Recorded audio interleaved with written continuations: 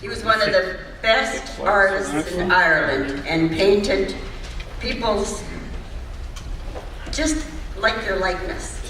Everybody wanted him to paint their portraits. So one day he's out in the yard and this stretch limo pulls up and this beautiful young woman gets out and asks, "Are you Murphy?" "Yes, I am," he said. She said, "I've come a long way to have my portrait painted," she said, "and I want you to do it for me. You have such a likeness of everyone you do." "I'd be happy to, ma'am," he says.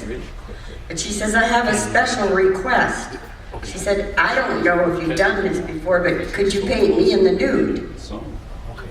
"Well," he said, "I'd have to ask my wife. I wouldn't want to cause any problems or anything like that."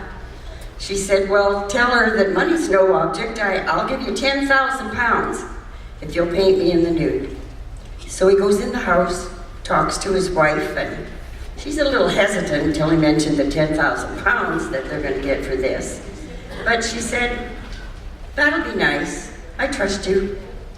So out he goes and says, "Yes, ma'am." He said, "My wife has given me permission to paint you in the nude, but I have to leave my socks on so I have something to wipe my brushes on."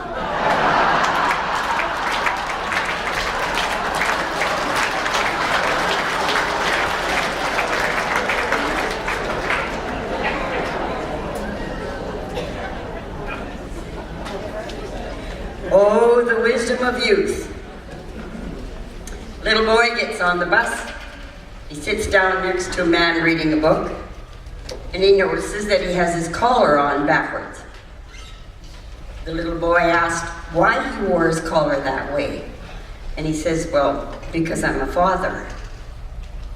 So he thinks about that for a minute, and he said, "My dad's a father too. He doesn't wear his collar that way, backwards." He says, "Well, I'm the father of quite a few." "Well, so is my dad. We got 4 brothers and 4 sisters and 2 grandchildren. Doesn't wear his collar that way." "Nope." So the priest looks back down at his book, and pretty soon the little boy says, "Why don't you turn it around?" He said, "I can't turn it around." He said, "I'm the father of hundreds. I'm the father of hundreds and hundreds." The little boy thinks a little bit longer, and finally he says, "I think the best thing you should do," he says, "is turn your trousers around, not your collar."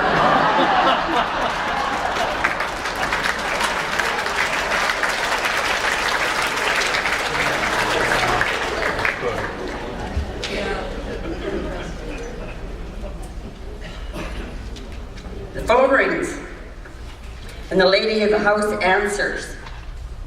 The man is saying, "Mrs. Sanders, please." She says, "Speaking." "This is Dr. James at St. Angeli's Laboratory. When your husband..." "Oh, we'll start that one over again." Act number 3, our Cougars are back this year with a special guest, the Hillbilly Bob.